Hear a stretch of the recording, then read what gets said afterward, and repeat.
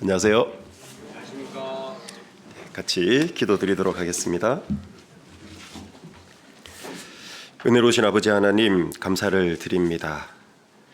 헛된 소망 가운데, 썩어질 소망 가운데 살아가던 우리 각 사람을 주님 사랑해 주시고 관심 가져주셔서 우리 각 사람의 삶 속에 그리스도의 은혜의 복음으로 찾아와 주시고 구원하여 주셔서 우리의 남은 생애가 썩어져 없어질 헛된 대로 돌아가는 삶이 아니라 영원히 남겨질 삶을 살 수 있도록 해주시고 죽음 건너갈 때조차도 영생의 산 소망 가운데 건너갈 수 있게 해주셔서 감사드립니다.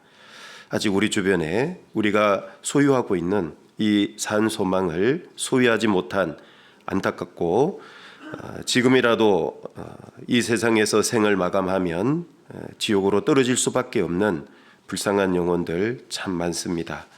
그들에게 주님의 은혜의 복음을 전하도록 우리를 이 땅에 생존케 해주셨음을 주님 잊지 않도록 도와주셔서 우리의 삶이 날마다 복음을 위해서 살아가고 복음을 위해서 전진하는 삶이 되도록 주님 인도해 주시기를 부탁드립니다.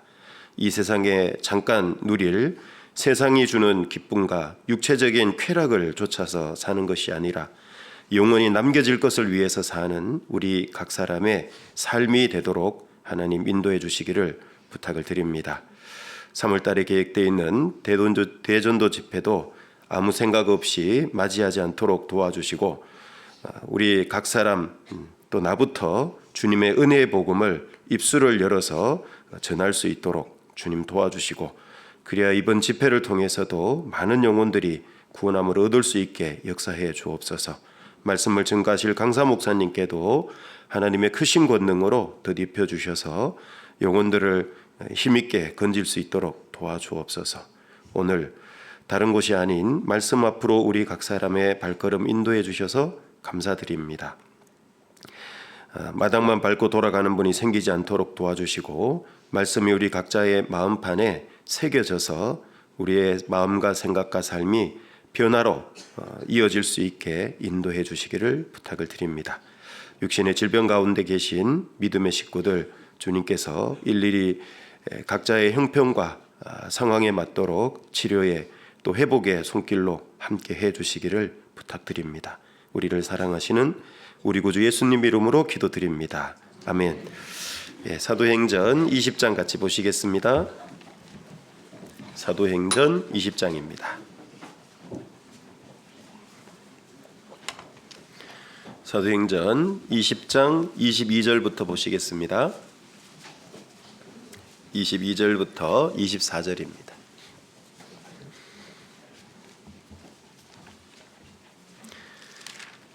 (22절부터 24절까지는) 같이 한번 읽어보시도록 하겠습니다.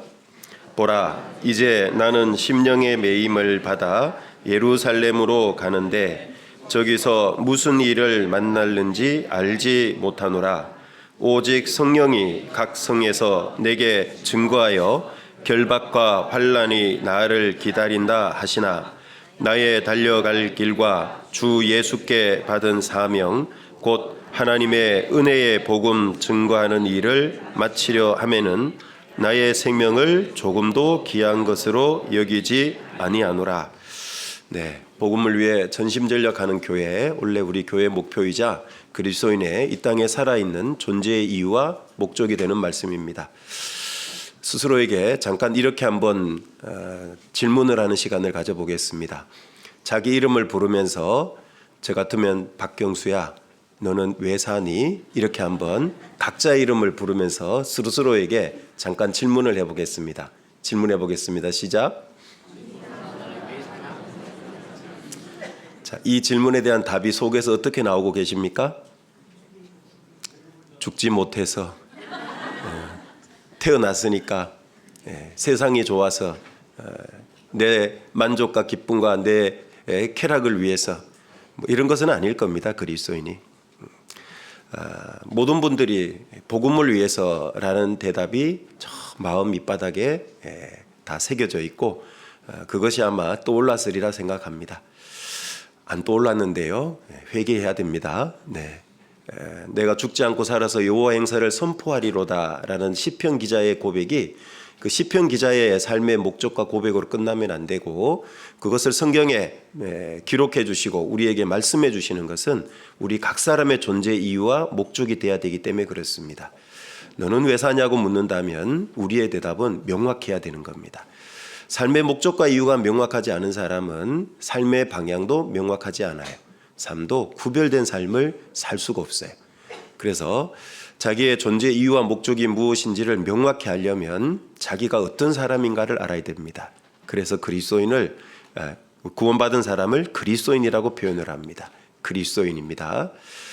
그 사람 속에 그리스도의 영이 있는 사람을 그리스도인이라 그래요. 구원받은 사람, 그리스도의 복음을 위해서 사는 사람이에요. 그리스도인은. 그래서 자기의 정체성이 그리스도인이라는 걸 확실히 알아야 거기에 걸맞는 삶을 살도록 돼 있는 겁니다.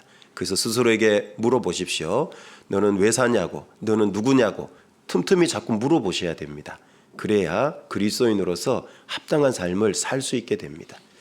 자기가 누군지를 잊어버리고 왜 사는지를 잊어버리고 살면 전혀 구별된 삶을 살 수가 없어요. 똑같은 수십 년을 살다 가지만 또 수년을 살다 가지만 주님 앞에 갔을 때 그 삶에 대한 결산과 평가는 전혀 다를 수 있어요. 어떤 사람은 주님 앞에 단 한 줄도 정말 기념이 될 만한 삶을 못 살다 갈 수도 있는 거예요. 반면에 비록 짧게 살다 가더라도 정말 주님 앞에 많은 것들을 남기는 삶을 살 수가 있습니다. 내가 어떤 삶을 살 건가는 순전히 내가 어떤 사람이고 무엇을 위해 사느냐 그걸 명확히 하고 살 때 주님 앞에 합당한 삶을 살 수 있을 거라고 생각을 합니다. 자, 원래 복음을 위해 전심전력하는 교회고 부제목으로 복음을 위해 전심전력한 사도 바울에 대해서 우리가 계속 배워보고요. 24절이 바로 원래 교회의 목표 말씀입니다. 다 암송하고 계시죠? 네, 지금쯤은 뭐 눈을 감고도 줄줄 나와야 되고 쿡 찌르면 그냥 나와야 돼요. 뭐더라 그러면 안 되죠. 키워드도 잘 암송하고 계시죠? 조금 작아졌어요 대답이. 4대 키워드도 반드시 4대 키워드 뭐예요? 딱 하면 그냥 바로 딱 나와야 되죠. 4대 키워드는 목표를 실천하기 위한 방법, 좋은 어떤 방향 이렇게 생각해 볼 수가 있습니다. 자, 여기 사도 바울이 24절에 보면 나의 달려갈 길이라고 했는데요. 사도 바울이 달려갔던 길이 곧 우리가 달려가야 되는 길입니다. 그렇기 때문에 사도 바울이 달려갔던 길을 우리가 계속 배워보고 있어요. 이 사도 바울이 달려갔던 길을 본문에서 찾아본 것이 22절부터입니다. 22절에 보라라고 사도 바울은 여기 에베소 장로들을 불러내려서 밀레도에서 정확히 이렇게 마지막 고별 유언조의 당부 말씀이자 설교를 하고 있는 겁니다. 보라, 자기가 앞으로 이렇게 걸어가고 살아갈 거라는 거예요. 그래서 전도의 본이 되는 길을 살아야 된다고 우리가 첫 번째로 생각을 해봤죠. 사도 바울이 달려갔던 길은 모든 그리스도인의 전도의 본이 되는 길입니다. 그래서 우리도 어떻게 살아야 됩니까? 다른 사람에게 정말 전도의 본이 되는 삶을 살아야 된다. 그래서 그러려니까 뭐가 필요합니까? 용기가 필요해요. 또 뭐가 필요하죠? 빨리 눈치채셔야죠. 열정. 마음의 용기와 열정을 갖는다면 삶은 어떻게 나타날까요? 복음에 동참을 합니다. 그리고 희생을 하죠. 이 4대 키워드입니다. 그래서 여기 전도의 본이 되는 길 보라. 우리도 정말 이렇게 얘기할 수 있었으면 참 좋겠어요. 보라. 하나님 앞에도 떳떳하고 당당하고 형제자매들 앞에도 부끄러움이 없고 정말 본이 되는 삶이죠. 우리가 구원받고 오래되면 오래될수록 이런 사람이 많아져야 되는 거예요. 구원받고 수년, 수십 년이 지났는데도 여전히 어린아이처럼 살아가면 안 되죠. 우리가 서로에게 정말 본이 되는 삶이 있다면 아마 복음을 전하는 삶일 겁니다. 복음을 전해본 사람은 다 알아요. 복음을 전해보면 신앙생활에 문제되던 것이 하나도 문제가 안 돼요. 교회에 내가 문제처럼 보였던 것들이 하나도 문제가 안 되고요. 내가 주를 위해서 열심히 사는 것이 하나도 문제가 안 돼요. 열심히 살자고 하는 게 문제가 하나도 안 돼요. 왜? 내가 이 영혼을 지금 건져야 되거든요. 전도 집회 때 내 부모님 구원받지 않은 부모님이 여기 계세요. 또는 가족 중에 누가 시한부 인생을 살아요. 정말 오늘 내일 해요. 자, 그런 분을 앞두고 있다면 왜 집회를 자주 안 해요? 집회 좀 자주 해주세요. 예. 그러지 않을까요? 왜 집회가 자주 있을까 많아요? 이런 생각이 들까요? 아니죠. 집회가 더 자주 있었으면 좋겠어요. 예. 또 자주 좀 상담해 줬으면 좋겠어요. 예. 그런 간절함이 올라올 겁니다. 그리고 그런 분들을 건지기 위해서 기꺼이 시간 내는 거 아까워하지 않을 거예요. 그렇지 않습니까? 그런 분 전도하기 위해서 시간이 부족해서 안타깝죠. 주님, 시간 조금만 더 주세요. 이분의 생명을 조금만 더 연장시켜 주세요. 그 간절함이 있지 않을까요? 또 그분들을 위해서 내가 희생하는 거 아까워할까요?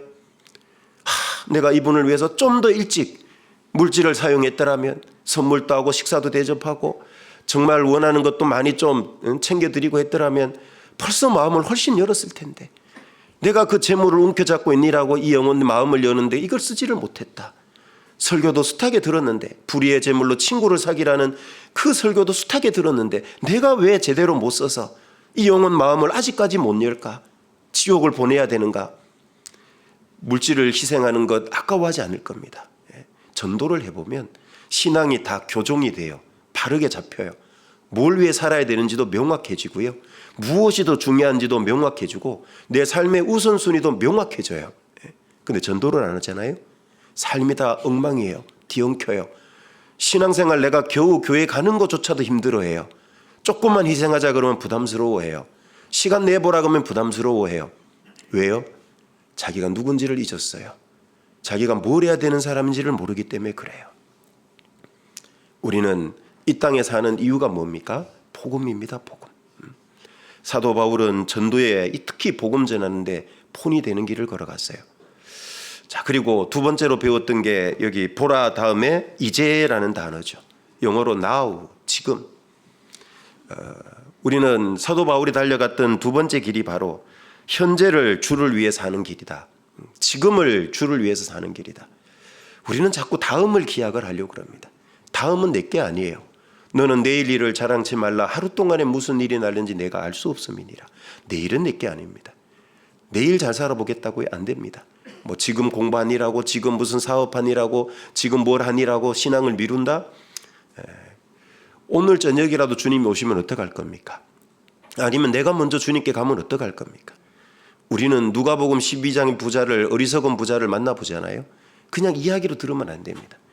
부자는 하루 동안에 많은 계획을 했잖아요. 소출이 너무 풍성했고 창고를 더 크게 짓고 내 모든 곡식과 물건을 거기 쌓아두리라. 하나님은 뭐라 그럽니까? 어리석은 자여, 오늘 밤에 네 영혼을 도로 찾으리니 그러면 네 예배한 것이 네 것이 되겠느냐 하셨으니, 자기를 위하여 재물을 쌓아두고 하나님께 대하여 부요치 못한 자가 이와 같다. 여러분은 무엇에 부요한 사람들입니까? 지금 무엇에 부요하려고 삽니까? 세상적인 겁니까? 내 만족입니까? 우리는 하나님께 부요한 자들이 되어야 되는 사람이에요. 영원한 것에 부요해야 돼요. 잠깐 있다가 없어질 것 때 부요하려고 노력하는 사람은 참 어리석은 사람입니다. 여러분, 성경에 보면 구약의 여리고 성도 장망성이죠. 맞습니까? 그 장차 망할 성입니다. 소돔 고모라도 어떻습니까? 장망성이죠. 또 장망성이 있죠. 성경에 보면 뭡니까? 예루살렘 성도 장망성입니다. 로마에서 파괴될 거죠, 그 당시. 맞습니까? 또 장망성이 있죠. 뭡니까? 이 세상이죠. 좀 있으면 주님 오시면 이제는 세상이 심판됩니다. 끝납니다. 잘 아시는 아마겟돈 전쟁 불심판이 그냥 이야기입니까? 실제입니다. 그때 세상에 물의 넘침으로 멸망했지만 앞으로는 불로 심판한다고 정확히 말씀을 하잖아요. 그런데 거기에 소망을 두고 살아가는 사람은 마치 어떤 삶입니까? 롯의 처와 같은 삶이에요.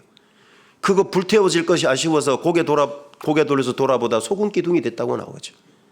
여러분, 하나님은 그리스도인 가운데 롯의 처, 소금 기둥이 된 사람의 모습을 보기를 원치 않아요.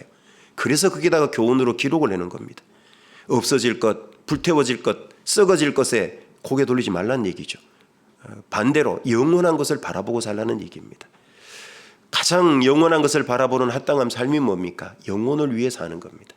여러분, 영혼은 영원하다는 거 아세요? 구원받은 영혼도 영원하고요, 구원 안 받은 영혼도 영원합니다. 구원받은 사람은 천국 가서 영원히 살지만 구원 안 받은 사람은 영원히 소멸되는 게 아닙니다. 짐승의 혼은 아래고 땅으로 내려가는 줄 누가 알랴. 죽음과 동시에 사라지는 영혼이지만 혼이지만 짐승의 혼은, 사람의 영혼은 영원히 천국 아니면 영원한 지옥 들어가서 살아야 돼요. 이게 한낱 이야기가 아니라는 걸 우리 잘 알지 않습니까? 그런데 어떻게 넋놓고 정신없이 그렇게 살 수 있을까요? 그래서 우리는 지금을 살아야 돼요. 오직 오늘이라 일컫는 동안에 죄의 유혹으로부터 강팍게 됨을 면하라 라고 말씀하죠. 오늘이에요. 내일은 소용없어요. 내일부터 잘 살아보리라. 내일부터 죄로부터 구별되어 보리라. 아무 소용없습니다. 그 사람은 여전히 내일을 속에 사는 사람이에요. 아무 결과를 오늘 만들어내지 못하는 사람이죠. 잘 생각해 보십시오. 나는 너무 이 세상 미래의 소망을 두고 있는 것 아닙니까? 우리가 미래의 소망을 두고 사는 것이 있다면 천국의 소망을 둬야 되는데, 이 세상 미래의 소망을 걸고 있는 어리석은 삶을 살고 있는 건 아닙니까? 세상에서 수많은 계획과 꿈을 갖고 있죠. 그런데 영원한 천국에서 계획과 꿈은 얼마나 갖고 있습니까? 우리는 그걸 분명히 해야 됩니다. 그건 내일부터 되는 게 아니라 지금, 오늘부터 가능해요. 그래야 후회하지 않습니다. 너희 생명이 무엇이냐? 너희는 잠깐 보이다가 없어지는 안개니라. 오늘 안개는 해 뜨면 그냥 사라지는 거예요. 우리는 아주 짧은 인생을 살아요.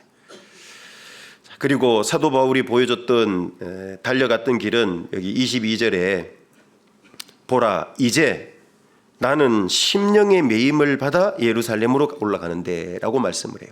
심령의 매임을 받은 삶입니다. 지난 시간에 이 심령의 매임을 받아서 가는 길, 첫 번째 한 가지 배워봤는데, 사도 바울은 도대체 심령에 매였는데 무엇에 매였을까? 심령의 매임을 받아서 가는 길이잖아요. 무엇에 매여서 갔을까? 자, 이 심령은 지난 시간에 말씀드렸는데 두 가지 의미로 다 해석이 된다 그랬죠. 첫 번째는 사도 바울 자신의 이 영을 가리키기도 해요. 그래서 이 스피릿 S가 소문자로 되기도 하고, 또는 성령을 가리키기도 한다 그랬죠. 그 더 스피릿에서 S가 대문자로 되어 있습니다. 그러니까 결국은 뭡니까? 구원받은 사람 영 속에 성령이 들어와 있어서 같이 둘이 하나가 됐다 그랬죠. 동일하게 행하는 거예요. 그게 성령 충만한 상태예요. 내 영혼은 세상 쪽으로 자꾸 가려고 그러는데 성령은 주님 쪽으로 가면 성령 충만한 게 아니죠. 내 영이 성령과 같이 움직이는 것, 그게 충만한 거예요. 그래서 성령의 매임을 받았다, 또는 내 영혼이, 내 마음이 매임을 받았다, 어느 쪽으로 해석해도 무방해요. 왜? 사도 바울은 주 성령님과 하나가 되어 있기 때문에. 그래서 주님께 매임을 받아서 성령께 매임을 받은 길이 달려갔던 길이에요. 바울이. 우리도 이렇게 매임을 받아야 됩니다. 사도 바울은 도대체 뭐에 매임을 받았을까? 지난 시간에 고린도후서 5장 14절부터 15절의 말씀을 찾아봤고 배워봤죠. 그리스도의 사랑이 우리를 강건하시는도다. 사도 바울은 그리스도의 사랑에 꽉 붙들려서요. 강건한다는 건 밀어붙인다는 얘기잖아요. 끈다는 얘기거든. 또 사도 바울은 주님의 사랑에 매여서 이 길을 간 거예요. 그래서 구원받을 때 로마서 5장 5절에 잘 아시죠? 소망이 부끄럽게 아니하면 우리에게 주신 무엇으로 말미암아 하나님의 사랑이 우리 마음에 부은 바 됨이니, 무엇일까요? 성령입니다. 성령.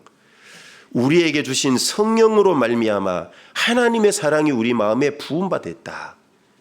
즉 구원받을 때 내 영 속에 성령이 들어온다 그랬잖아요. 갈라디아 3장 2절에. 그때 성령이 뭘 깨닫게 하냐 그 말이에요.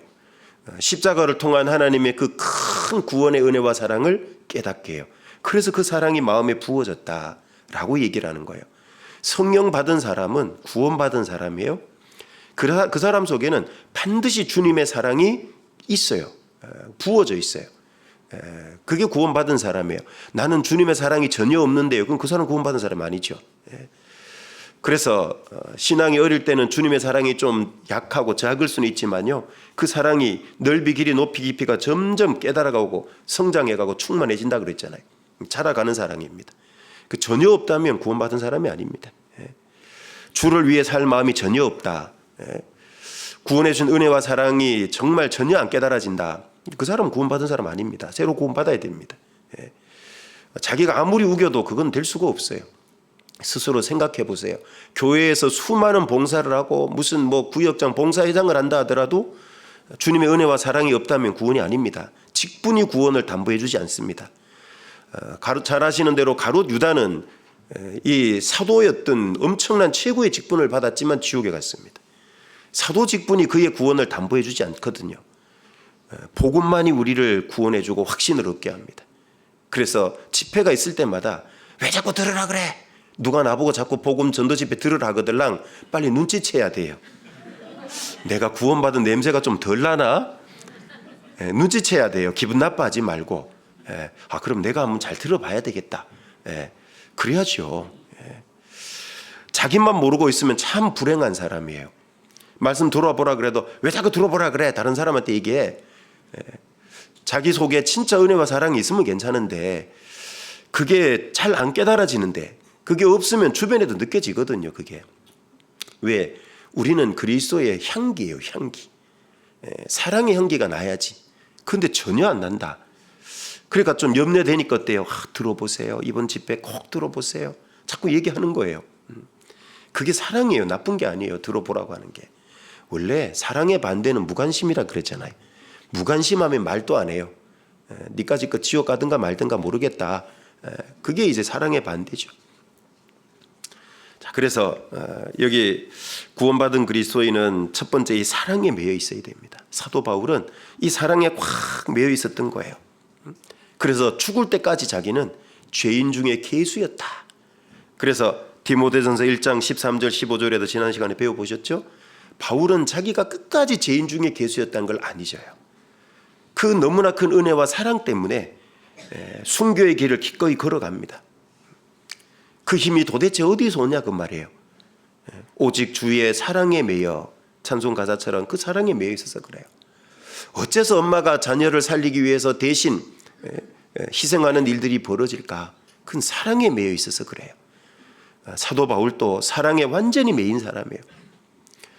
그래서 하나님의 사랑의 화신으로 오신 분이 예수님이고 그 예수 그리스도가 재현된 것이 사도 바울이라 그러잖아요. 사도 바울을 통해 주님의 사랑의 모습이 재현된 거예요. 그 드러난 겁니다.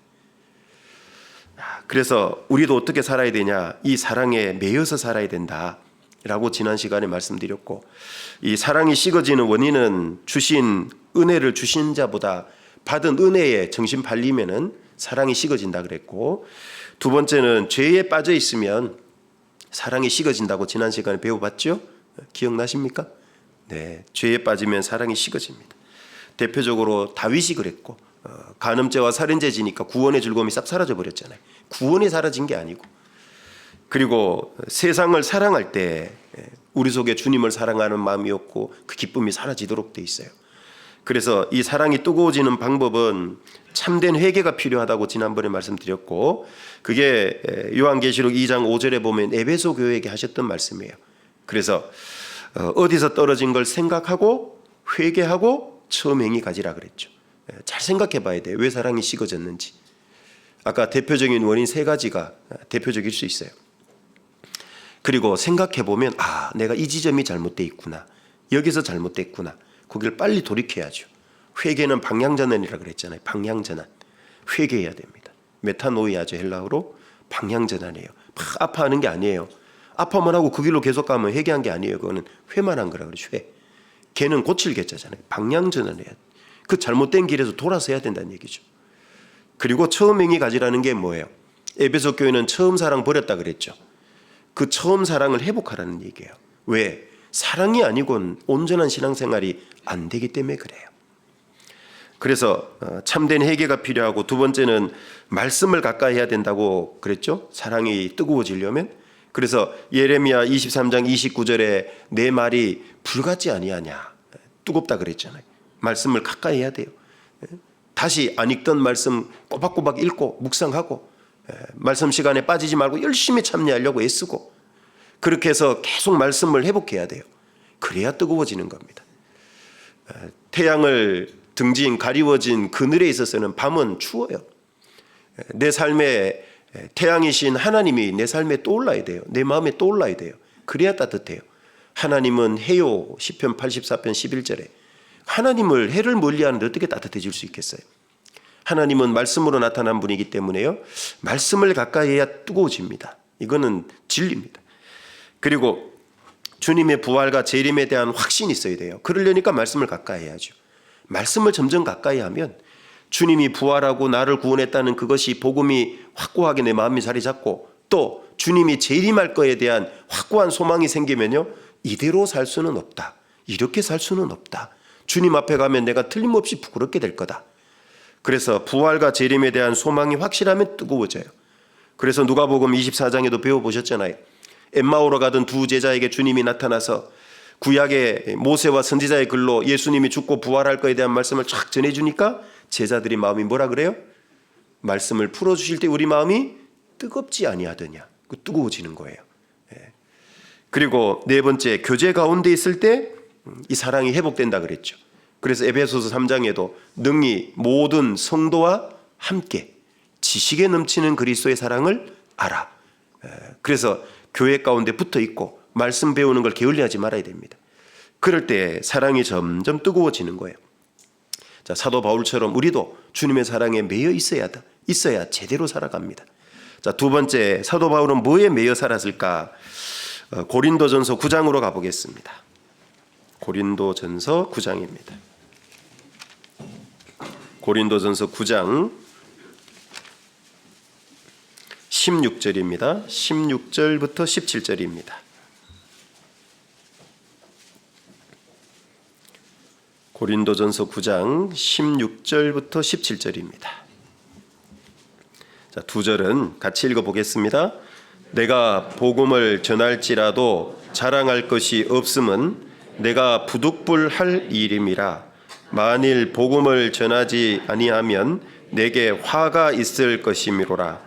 내가 내 임의로 이것을 행하면 상을 얻으려니와 임의로 아니한다 할지라도 나는 직분을 맡았노라. 자, 사도 바울은 두 번째 무엇에 매여서 살았냐면요, 복음 전도 사명에 매여서 산 사람입니다. 그러니까 사도 바울이 달려갔던 두 번째 길이 바로 매였던 두 번째가 바로 복음 전도 사명에 매인 거예요. 자, 우리도 사랑에 매이면 자연스럽게 복음 전도를 해야 되겠다는 그 사명감에 매여 살도록 돼 있어요. 그래서 방금 읽은 본문에 보면 내가 복음을 전할지라도 자랑할 것이 없음은 내가 부득불할 임이라. 이 부득불, 억지로 하기 싫은데 억지로, 이런 뜻이 아니에요. 오해하면 안 됩니다. 이 부득불이라는 그 뜻은 필연적으로 반드시 해야 되는 이런 의미를 갖고 있어요. 그래서 영어 번역들을 보면 그렇게 나옵니다. 또 한글 성경 번역본들도 보면 당연히 해야 될 일, 이런 뜻입니다. 이게 오해가 없으면 좋겠습니다. 자, 주님의 사랑에 매인 사람에게 복음 전하는 일은요, 당연히 하는 자연스러운 일이에요. 안 할 수 없는 일이에요. 그렇죠? 마땅히 할 일이다, 이런 의미죠.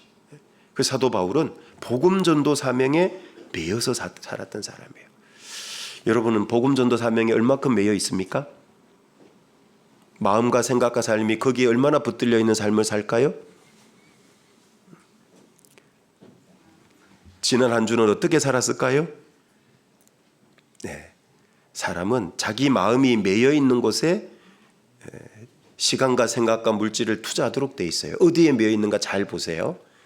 지난 한 주간, 어제 하루 동안 어디에 내가 시간을 썼고 마음을 많이 썼냐, 그게 자기가 매여 있는 거예요. 잘 생각해 보세요. 세상에 염려, 걱정, 근심에 매여 있었습니까? 아니면 누구를 미워하는 데 시간을, 마음을 거기 매여서 사용했습니까? 잘 생각해 보시면 내가 어디에 매여 사는가를 알 수 있어요. 우리는 복음 전하는 사명에 매여 살 사람이에요. 이건 특별한 게 아니고 모든 그리스도인이 마땅히 이렇게 되어 있어야 돼요. 이게 되어 있는 게 정상이지, 가끔 한번 전도 집회 때 전도 한번 해볼까? 이게 아니고 항상 이 마음이 돼 있어야 돼요. 그 사람이 전도 잘해요. 우리 주변에 전도 집회 때 보면 꼭 누구 전도해서 데려오는 분들 있잖아요. 전도 잘하는. 잘 분석하고 지켜보세요. 그분은 첫 번째 아까 우리 본이 되는 삶을 살고 있잖아요. 전도에. 그게 어떻게 가능한지 잘 보세요. 그분은 앉으나 서나 영혼 생각, 그렇죠? 그분은 사는 거 보면 맨날 영혼이에요. 막 전도할 사람 만나러 가고 뭐 하나 챙겨놨다가 자기가 쓰려는 게 아니라 꼭 전도할 사람 갖다 주고 막 시간 내고 자기가 벌은 돈, 물론 자기를 위해 쓸 수 있지만 그 전도하는 사람을 위해서 쓰고 시간도 쓰고 결국 그 사람이 집회 때 보면 전도 잘해요. 한번 잘 보세요. 가끔 간증 때 그런 얘기를 들어요. 나는 교회 가운데 어떤 분처럼 저렇게 전도 잘했으면 좋겠어요. 그런데 왜 안 될까요? 생각만 해서 그래, 생각만. 그렇게 본을 봤다면은 실제 어떻게 해야 될까요? 그렇게 살면 돼요, 그분처럼. 그러면 그렇게 나도 열매를 맺을 수 있어요. 우리의 마음과 생각이 어디 있느냐가 참 중요합니다. 먹는 것에 마음의 중심이 먹는 것이 되어 있는 사람은요, 자기 주변의 맛집 다 깨고 있어요. 심지어는 전화번호도 외워. 그리고 어디에 맛집이 있냐, 막 그 길 요리로 가서 저리 가서 횡단보도 건너고 차지절로 어디로 가면 된대. 바삭해요. 그죠? 그런데 자기와 상관없는 옆에 무슨 안경점이라든지 옆에 그릇 파는 집이라든지 있는지도 몰라요. 관심이 없어가지고. 사람 마음이 그래요. 복음에 매여 있으면요, 항상 사람 보면 영혼이 보여요. 저 영혼은 구원받았을까? 저분은 진짜 교제 나오는데 구원받은 게 확실할까? 또는 내 주변에 있는 사람에게도 저 영혼 그냥 두면 지옥 가는데 어떻게 할까? 항상 거룩한 부담감을 가지고 있고 항상 영혼에 대한 간절함이 있어요. 그게 복음에 매여 있는 사람이에요. 그런데 대부분 우리는 잊어버리고 살 때가 많죠. 그래서 이 사도 바울은 사도행전 16장을 한번 가볼까요? 사도행전 16장 22절입니다. 사도행전 16장 22절.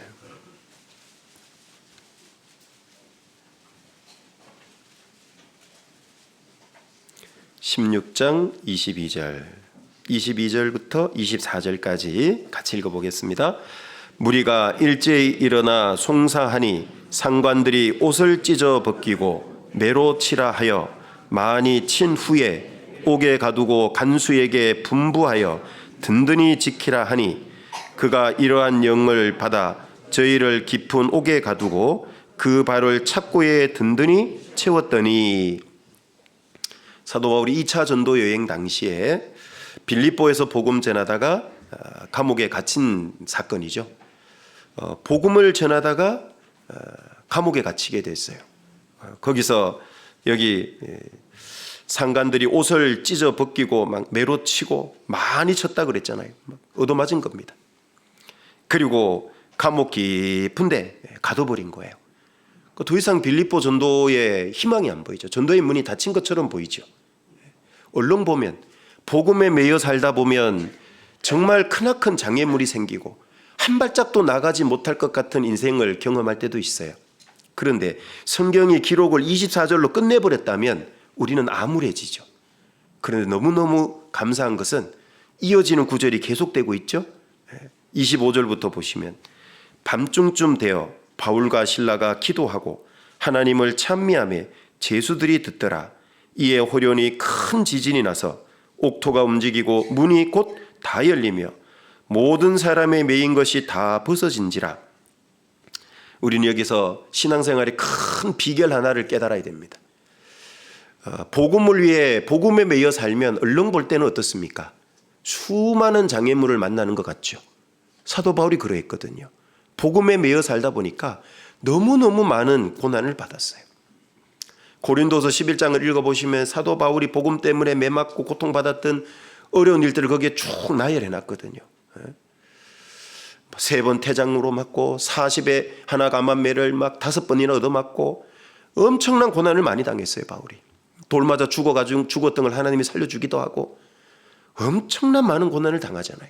그러니까 얼른 보면 복음에 매여 살다 보면 내 인생 전문 용어로 쪽나나 보다. 가는 곳곳마다 걸림이고 방해고 얼마나 어려움이 있어요. 지명에 못 살 것 같아. 그런데요, 참 놀랍게도 바울의 생애를 보면 어때요? 복음을 위해 바울을 사니까 어려운 상황에 결코 내버려 두지 않는 거예요. 항상 그 어려운 상황을 하나님이 해결해줘요. 타개해줘요. 문을 열어줘요. 여기도 빌립보 감옥에 갇혔는데 밤중쯤 되어, 밤은 그리스도인에게 고난을 의미하기도 하잖아요. 잘못 사는 사람은 죄를 의미하기도 하지만 열심히 사는 사람에게 밤은 고난을 주로 의미하잖아요. 밤중쯤 됐다는 건 큰 고난이죠. 그리고 바울과 실라가 그 고난 앞에서 절망하고 엎드러진 게 아니라 그 밤중쯤 되어 바울과 실라가 뭐 했죠? 기도한 겁니다. 기도한 거예요. 기도하고 하나님을 찬미하며 제수들이 듣더라. 바울이 기도하고 찬양하면 옥문이 열릴 거란 걸 믿고 했을까요? 몰라요. 열릴지 안 열릴지 모른다니까요. 그런데 그 상황에서 자기가 할 게 뭐밖에 없어요? 창고에 쇠사슬이 딱 채워져 있어요. 뭘 할 수 있겠어요 거기서? 그런데 할 수 있는 게 있잖아요. 예? 마음을 창고에 채울 수는 없잖아요. 입술이 채워진 건 아니잖아요. 그러니까 마음으로 입술로 기도하고 찬양한 겁니다. 자기가 할 수 있는 게 그게 아마 전부일지도 몰라. 그런데 그걸 하니까 어때요? 하나님은 그걸 갖고 역사하시잖아요. 여러분, 하나님은 환경에 제약받는 분이 아니에요. 하나님은 형편에 제약받는 분이 아니고 시간에도 제약받는 분이 아니에요. 물질과 공간에도 제약받는 분이 아니에요. 맞습니까? 네. 하나님은 우리 마음 중심을 봐요. 여기서 바울과 실라가 아이고 내 신세야 괜히 복음 전하다가 이게 뭐냐고 도대체 꼼짝없이 여기서 죽게 생겼네. 그랬더라면 아무 역사도 안 나타났을 겁니다. 그런데 거기서 자기가 할 수 있는 최선을 한 거예요. 기도하고 찬미했더니만요. 무슨 일이 있냐면 26절에 호련히 큰 지진이 나요. 그 옥을 만들어놓은 그 터가 막 움직이는 거예요. 지진이 나가지고. 옥토가 움직이고 생각만 해도 끔찍하겠죠. 문이 곧 다 열리며 모든 사람의 매인 것이 다 벗어진지라. 사도 바울의 복음을 가로막고 있던 장애물이 다 열려버린 겁니다. 매인 것이 다 풀어지고 옥문도 열리고 다 열린 거예요. 자, 이건 눈에 보이는 열림이죠. 사건이죠. 그런데 이것으로 인해서 보이지 않는 것이 열렸죠. 복음의 문, 전도의 문이 열린 거예요.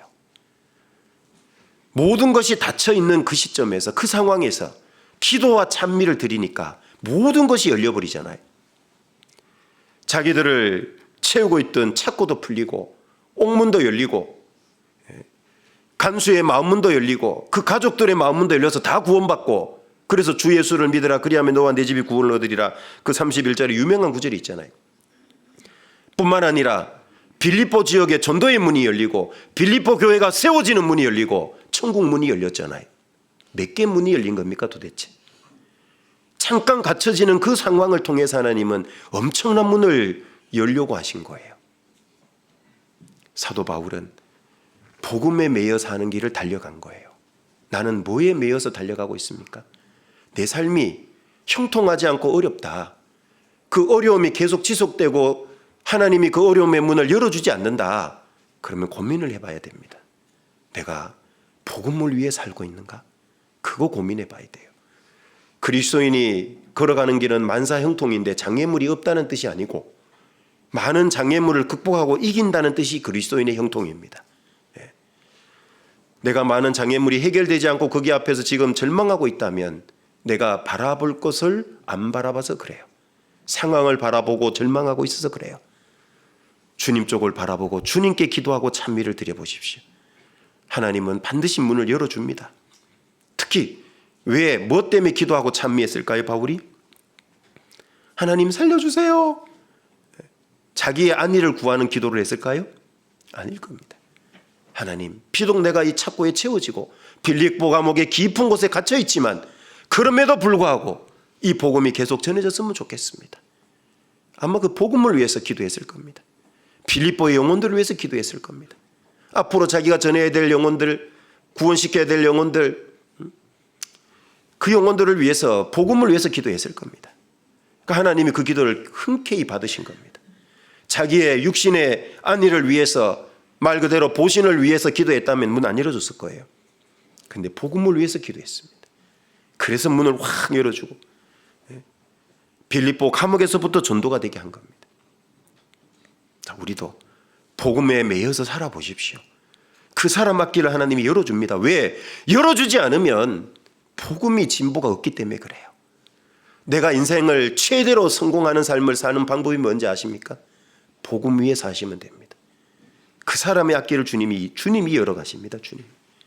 그런데 나를 위해서 그리스도인이 살면 최고로 실패한 인생이 될 수밖에 없어요. 우리는 복음이라는 키로 신앙의 어려운 장애물을 하나같이 그 문을 열고 나가고 돌파하고 극복할 수 있습니다. 레위기 11장에 보면 이스라엘 민족이 먹어야 될 정결한 음식이 나와요. 뭐 잘 아시는 대로 쪽발이고 구별되고 입에서 새김질하고 입으로. 자, 그 동물은 먹으라고 돼 있죠. 그리고 뿐만 아니라 먹어야 될 곤충도 있죠. 어떤 곤충은 먹어도 됩니까? 뛰는 다리가 있는 것. 그건 먹어도 돼요. 그 다리가 뭔지 아시죠? 메뚜기 이런 것들은 먹으라고 돼 있잖아요. 메뚜기 보면 다리 큰 거 있죠. 장애물을 훌쩍 뛰어넘는 거예요. 바로 그게 그리스도인의 삶입니다. 장애물을 만날 때 그걸 극복하고 뛰어넘고 이기는 사람들, 그게 그리스도인입니다. 그걸 무엇으로 극복하고 이깁니까? 바울이 달려간 길을 통해 보여줬어요. 복음과 함께 우리는 극복할 수 있어요. 복음 위에 살 때 다 극복할 수 있어요. 주님이 열어줍니다. 그래서 이 로마 2차 전도여행 당시에 빌립보에도 감옥에 갇힌 적이 있고, 또 두 번째로 바울은 이제 3차 전도여행을 마치고 예루살렘에 올라갔다가 유대인들에게 이제 잡혀가지고 결국 로마에 의해서 이 로마까지 가서 이제 재판을 받게 되잖아요. 군병들에 의해서. 이 사도행전 28장으로 가보시면 사도행전 28장 20절입니다. 사도행전 마지막 장이죠. 이제 로마에 압송돼 가서도 이제 감옥에 이렇게 말하자면 가택연금이라고 보통 얘기하는데요. 갇혀 있었던 겁니다. 28장 20절입니다. 이러함으로 너희를 보고 함께 이야기하려고 청하였노니 이스라엘의 소망을 인하여 내가 이 사슬에 매인 바 되었노라. 자, 여기 이스라엘의 소망은 예수님을 통해서 완성된 부활을 의미합니다. 예수님이 이스라엘의 소망이죠. 이스라엘에게 예수님이 안 오신다면 의미가 없잖아요. 예수님이 유다 후손으로 다윗의 왕권을 갖고 오셨잖아요. 오셔서 죽으시고 부활하셨습니다. 그것은 이스라엘의 소망이 되는 거죠. 뿐만 아니라 우리에게도 소망이 됩니다. 즉 예수님의 죽으심과 부활이 복음의 핵심이잖아요. 그 복음 전하려고 사람들을 초대한 겁니다. 그런데 유대인들은 이것을 배척했던 거죠. 내가 이스라엘의 소망이신 주님의 복음을 전하다가 이 사슬에 매이게 됐다라고 얘기를 하는 겁니다. 이 로마 감옥에 갇혔을 때 잘 아시는 옥중서신 4권이 기록됐잖아요. 에베소서, 빌립보서, 골로새서, 빌레몬서 4권이 옥중서신입니다. 자, 그 옥중서신 중에서 에베소서 6장으로 한번 가보겠습니다. 에베소서 6장 19절입니다.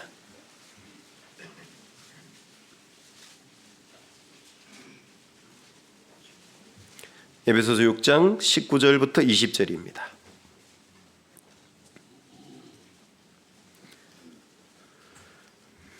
또 나를 위하여 구할 것은 내게 말씀을 주사 나로 입을 벌려 복음의 비밀을 담대히 알리게 하옵소서 할 것이니 이 일을 위하여 내가 쇠사슬에 매인 사신이 된 것은 옥중서신이라는 이제 증거죠.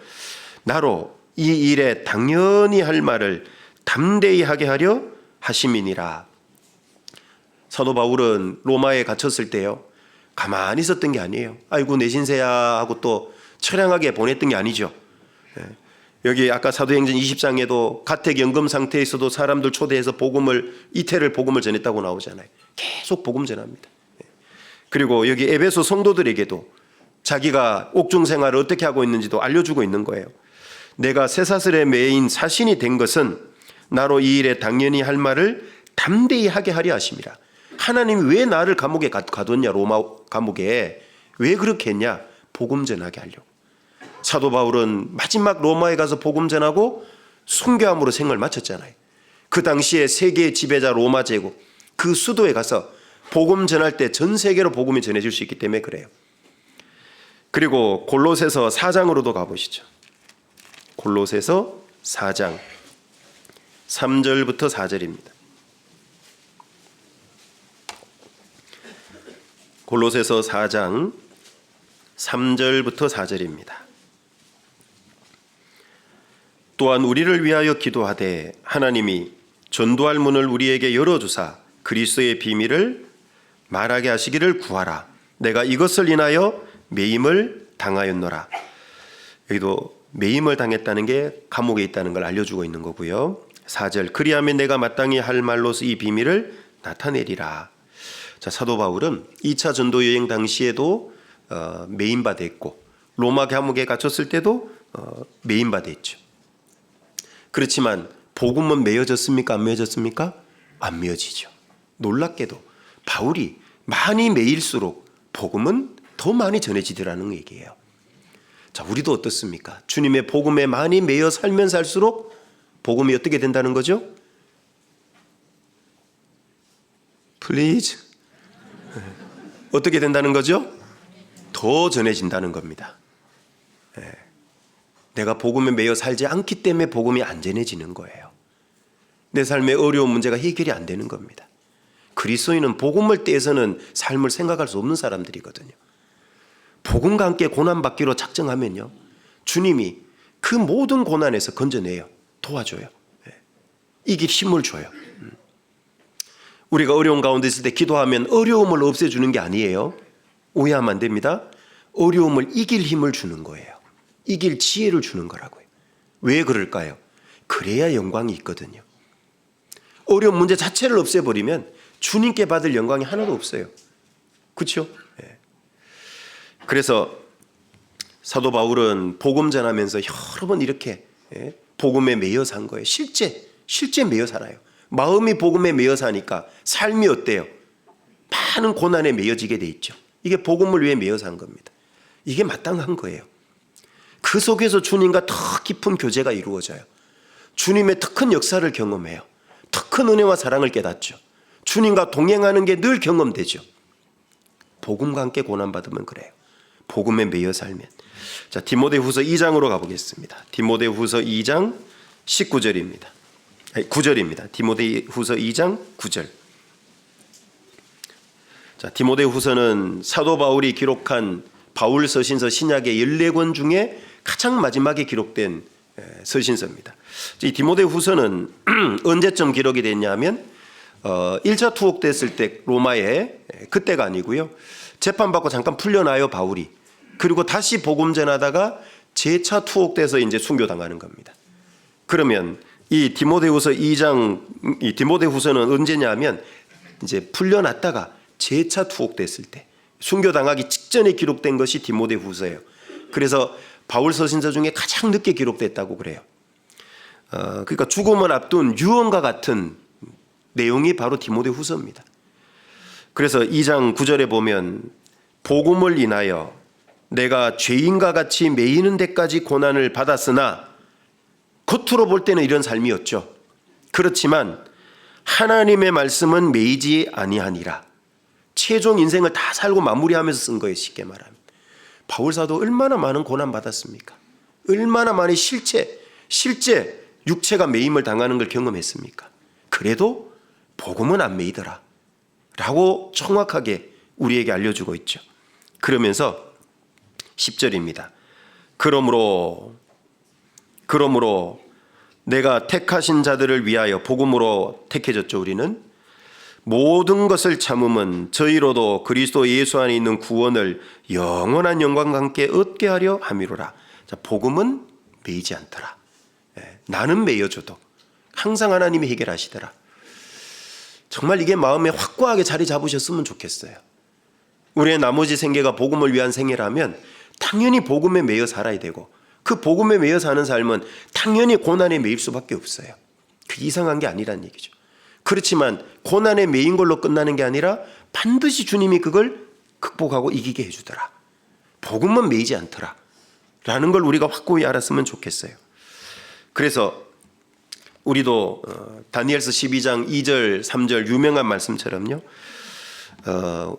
이 많은 사람을 옳은 대로 돌아오게 한 자는 궁창의 별과 같이 영원토록 비치리라 그랬잖아요. 정말 영광스럽게 되는 겁니다. 그리고 사도 바울은 세 번째로 어디에 매여서 달려갔을까? 첫 번째는 사랑에 매였고, 두 번째는 복음 전도에 매였고, 세 번째로 사도 바울이 매였던 것은 고린도후서 11장에 가보면 알 수 있습니다. 고린도후서 11장 23절부터 29절입니다.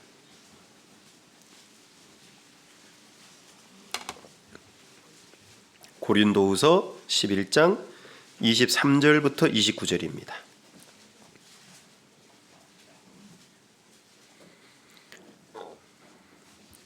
(23절부터) 보시겠습니다. 저희가 그리스도의 일꾼이냐 정신없는 말을 하거니와, 자, 이게 이제 성경 볼 때 많이 오해하는 구절 중에 하나인데요. 이 고린도 성도들은 거짓 일꾼들에게 미혹돼서 바울과 이간이 됐었거든요.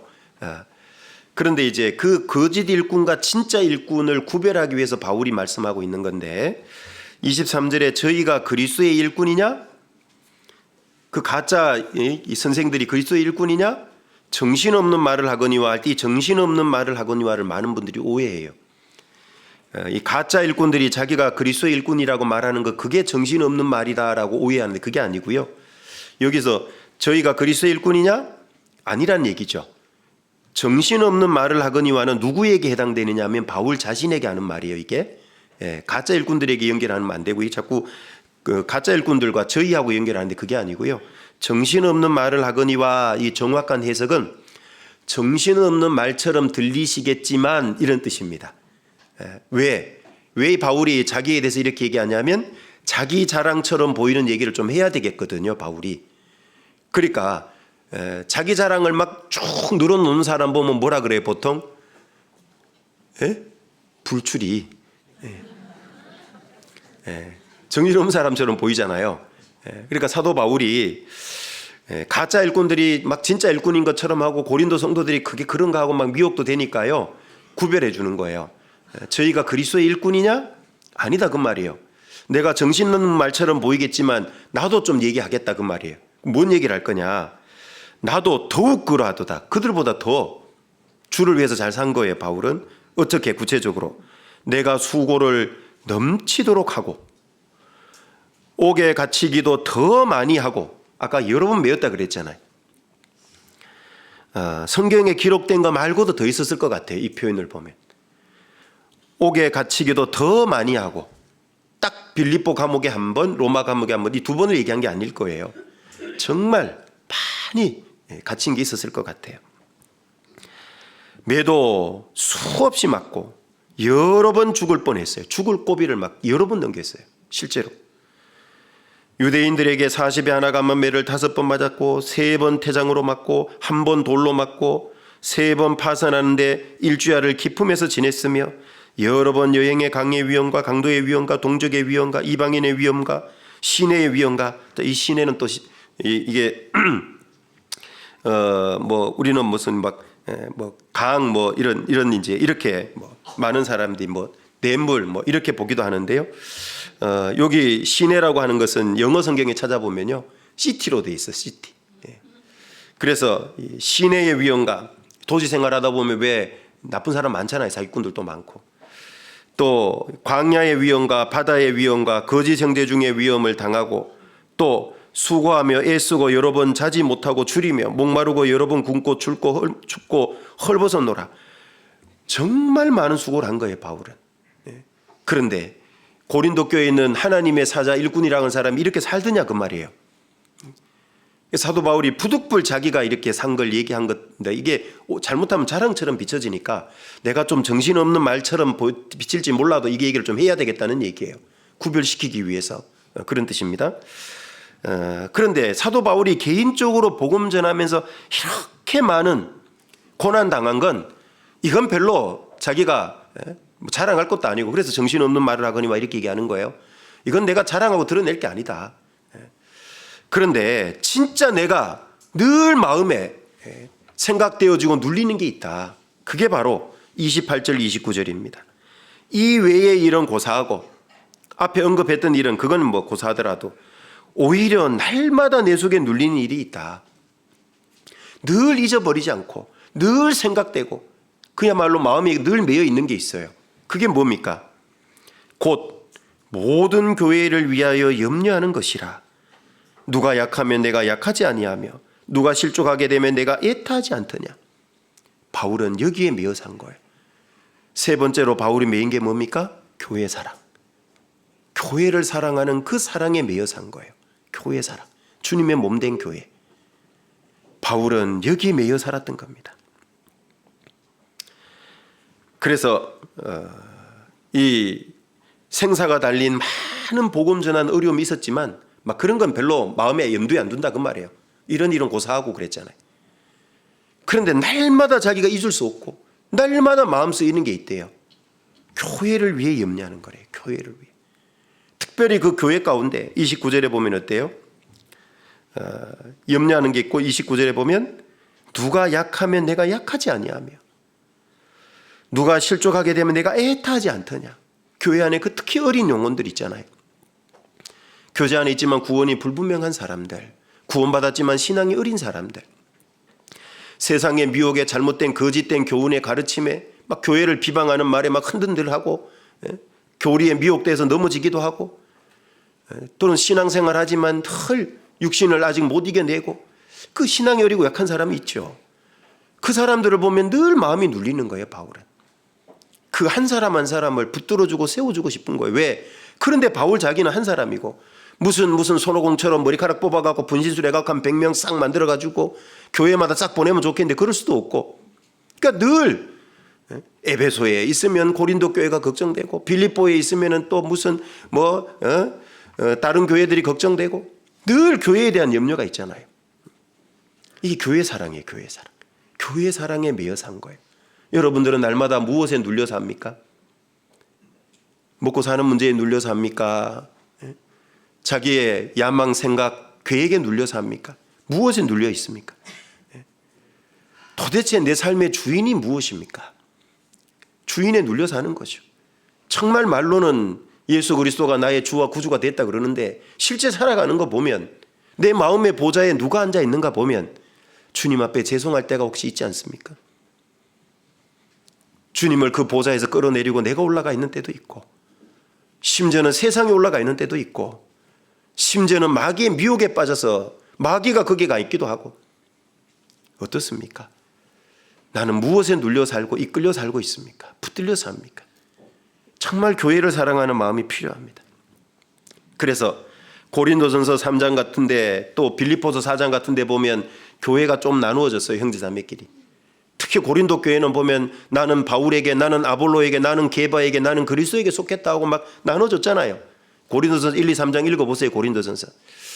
또 누구에게 침례받았는가에 때문에도 딱 나눠졌어요. 나 위대한 사도 바울에게 침례받았잖아. 가끔 우리도 교회 침례 하계 수행하면 내가 좋아하던 목사님께 침례받았대. 그래서 뭐 어쩌라고 그래서. 목사가 준 그게 침례가 목사의 침례입니까? 주님을 대리한 거예요. 침례를 주라는 걸. 그게 무슨 자랑거리입니까? 그러면 그렇게 침례받으면 잘 살아야지. 그래서 초대교회 고린도 교회도 그런 일이 있었어요. 내가 바울에게 침례받았다. 바울은 내가 누구 외에는 침례 준 적이 없다. 교회가 별걸로 다 나눠진 거예요. 고린도 교회는. 왜? 신앙적으로 어렸기 때문에. 그러니까 신앙적으로 어린 교회의 대명사가 고린도 교회예요. 교회 안에서 벌어질 문제가 거의 다 거기서 다 벌어졌거든요. 읽어보세요. 사람 중심으로 나눠졌죠. 누구한테 침례 받았냐 그랬죠. 또 방언 문제 막 생겼죠. 거기다 막 성적인 문제 생겼죠.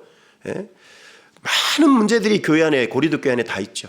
그래서 고린도 전서 후서 내용이 그렇게 많은 거예요. 그 바로 잡아주려고. 그래서 교회 안에 생길 만한 문제가 다 생긴 게 고린도 교회입니다. 그런데 참 감사하게도 그 바울 서신을 통한 하나님의 말씀을 통해서 고린도 교회가 나중에 보면 세워져 가더라는 거예요. 그래서 바울은 이 분쟁 때문에 마음이 나눠진 교회를 어떻게든지 하나 되게 만들려고 그랬잖아요. 빌립보서 4장 2절에도 보면요, 유오디아와 순두개를 막 권하고 서로 합하라고 돼 있잖아요. 두 자매님이 아마 교회의 임원이었던 것 같아. 왜? 그 성경의 이름이 등장할 정도면.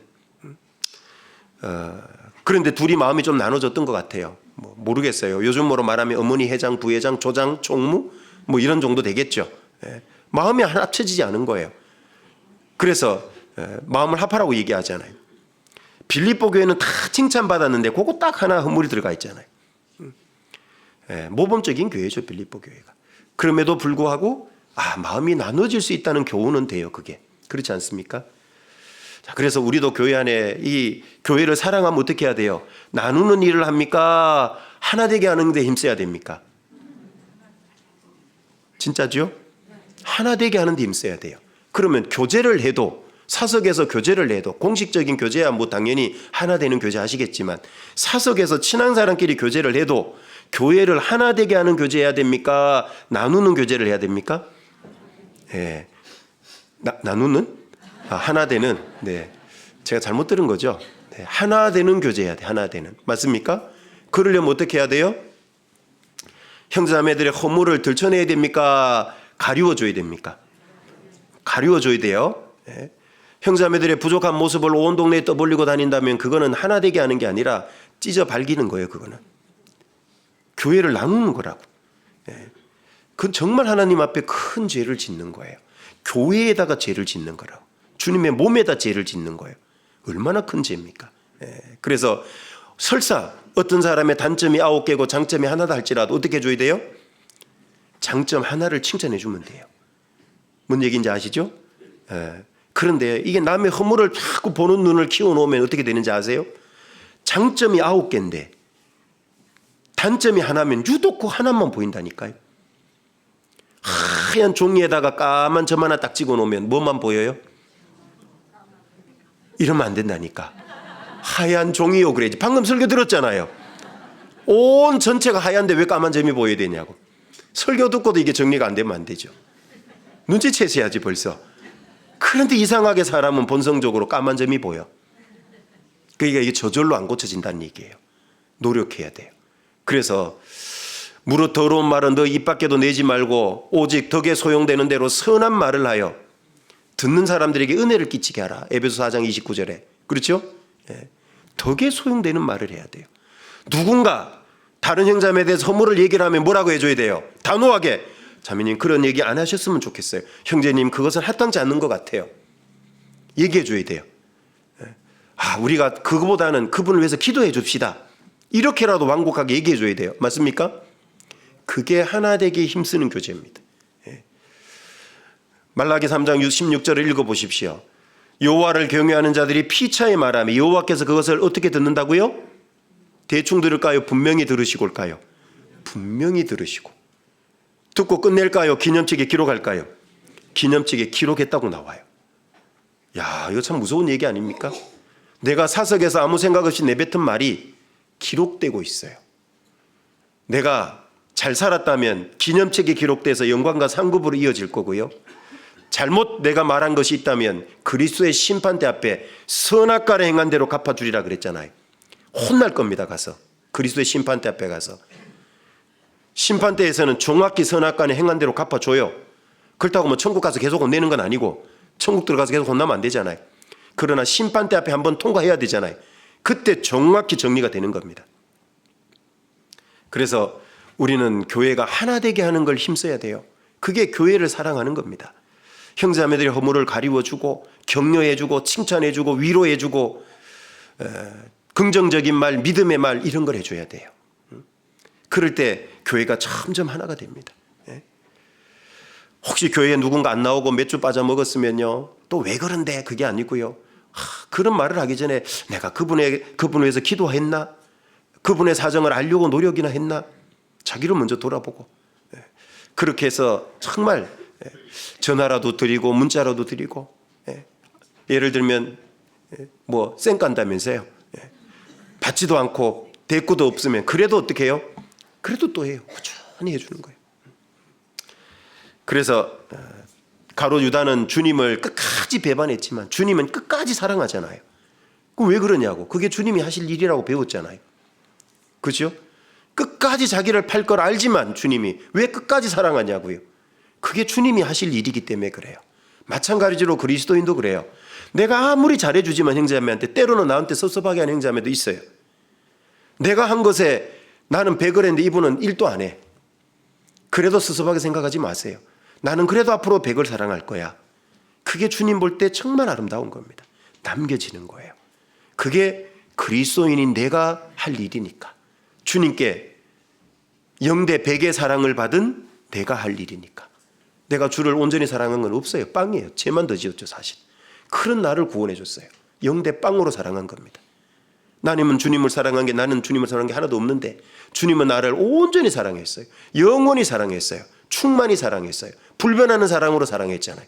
영대 빵이 아니라 영대 무한대입니다 사실. 그 사랑 받았잖아요. 나 형제자매 얼마큼 사랑해야 될까요? 빨리 구원 안 받는 가족들 얼마큼 사랑해야 될까요? 막 속에서 어떨 때는 막 미운 생각이 올라오잖아요. 끝까지 사랑해야죠. 그게 그리스도인이 해야 될 일입니다. 사도 바울은 교회를 하나 되기에 힘썼고 신앙의 어린 형제자매들을 세우기 힘썼잖아요. 그래서 로마서 14장 1절이나 15장 1절에 보세요. 믿음이 연약하는 자들이 의심하는 바를 비판하지 말라고 돼 있잖아요. 신앙이 어릴 때는 의심할 수도 있고 또 신앙이 넘어지기도 하고 그 사람들 오히려 붙들어 세워주도록 노력하라고 돼 있죠.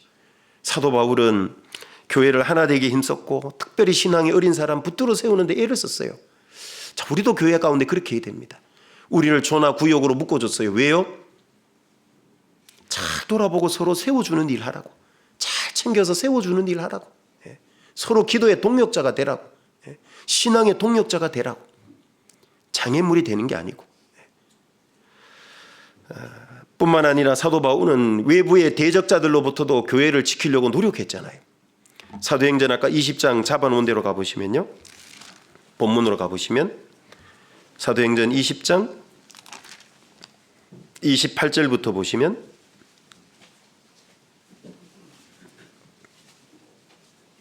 (20장 28절입니다) 너희는 자기를 위하여 또는 온 양태를 위하여 삼가라. 성령이 저들 가운데 너희로 감독자를 삼고 하나님이 자기 피로 사신 교회를 치게 하셨느니라. 자, 여기는 앞에 우리 본문에서 이어지는 계속 본문이죠. 밀레도로 에베소 장로들을 불러내려서 사도 바울이 마지막 당부하고 있는 말씀이에요.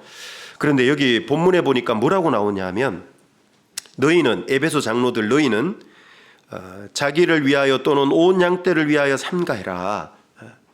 앞에서 앞선 자들은 정말 절제하고 정말 구별된 삶을 살아야 되는 거예요.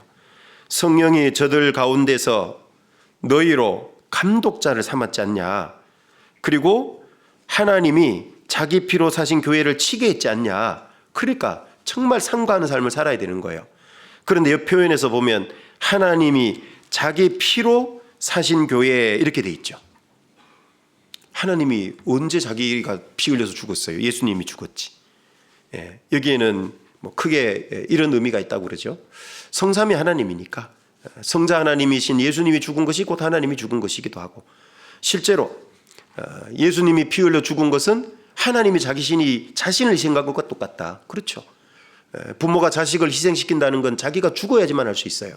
그 사건이 창세기 22장 아브라함이 모리아산에서 이삭 바칠 때 사건이죠. 그 이삭을 번제로 드리려면 각을 쳐야 돼요. 토막을 내야 돼요. 칼을 들어서 이삭을 번제단에 올려놓고 내리치려고 그랬잖아요. 그런데 하나님이 스톱을 시켰죠. 아브라함아, 아브라함아, 이제 안 내리쳐도 된다는 거예요. 왜?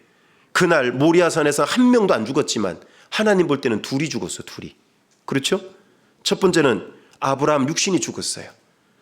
자기 육신이 살아서는 이 칼 못 듭니다. 아브라함이 죽은 거예요. 두 번째, 이삭도 죽은 거예요. 안 내리쳐도 돼요. 이미 하나님은 결론을 보신 거예요.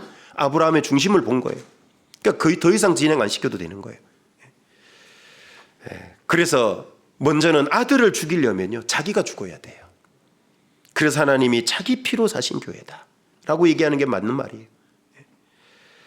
그래서 바울은 하나님이 자기 피로 사신 교회를 잘 지키라고 부탁하는 거예요. 그러면서 29절에 내가 떠난 후에 흉악한 이리가 너희에게 들어와서 그 양떼를 아끼지 아니하며 또한 너희 중에서도 제자들을 끌어 자기를 좁게 하려고 어그러진 말을 하는 사람들이 일어날 줄을 내가 아노니. 먼낌새가 있는 거예요 벌써. 교회에 이런 거짓 목자들이, 거짓 교사 선생들이 들어와서 교회를 노략질할 걸 아는 겁니다. 그러면서 31절 그러므로 너희가 일깨어 내가 3년이나 밤낮 쉬지 않고 눈물로 각 사람을 훈계하던 것을 기억하라. 지금 내가 너희를 주와 및 그 은혜의 말씀께 부탁하노니 그 말씀이 너희를 능히 든든히 세우사 거룩케 하심을 입은 모든 자 가운데 기업 있게 하시리라. 바울 자신은 떠나지만 무엇은 남겨져 있죠?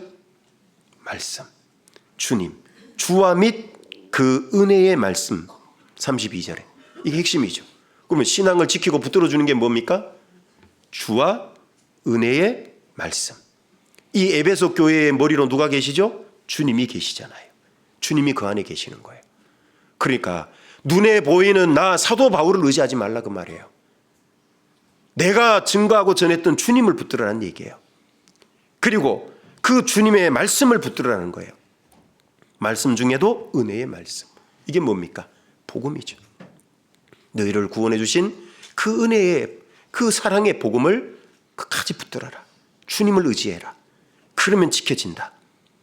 바울은 마지막 에베소 성도들과 장로들과 이별하면서도 끝까지 염려하는 건 교회의 염려예요. 우리도 어떻게 해야 된다는 겁니까? 교회 사랑에 매여 달려가야 됩니다. 그게 주님 앞에 남겨지는 거예요. 여러분 교회 많이 사랑하시죠?